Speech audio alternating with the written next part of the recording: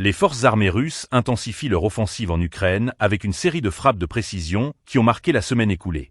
Selon le ministère russe de la Défense, pas moins de 32 frappes ont été menées, ciblant des infrastructures cruciales et des installations militaires ukrainiennes.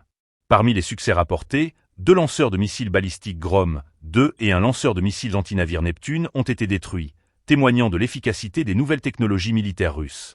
L'armement de haute technologie et les drones ont joué un rôle clé dans ces opérations, permettant de frapper des cibles avec une grande précision. Dans le cadre de ces avancées, l'armée russe a également déclaré avoir libéré 2 colonies en République populaire de Donetsk. Le village de Razdolnoye, situé à 7 km au nord-est de Velikeïa Novoselka, est désormais sous contrôle russe, ce qui complique la logistique des forces ukrainiennes en rendant plus difficile le soutien aux unités déployées sur le front.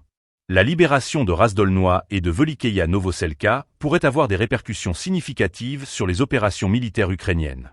En parallèle, les unités du groupement tactique central ont pris le contrôle du village de Vorovskoye, à quelques kilomètres à l'ouest de Selidovo. Cette avancée permet aux troupes russes de poursuivre leur offensive vers les frontières occidentales de la République populaire de Donetsk, ouvrant ainsi la voie à des mouvements supplémentaires vers le nord-ouest, notamment en direction de Krasnoarmeysk, également connu sous le nom de Pokrovsk.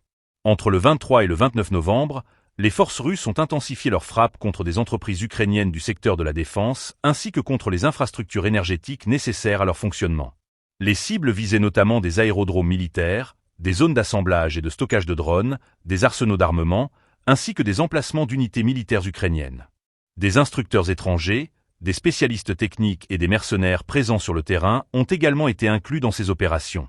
Ce contexte souligne l'engagement des forces russes à maintenir la pression sur l'Ukraine, tout en cherchant à réduire la capacité de l'ennemi à mener des opérations.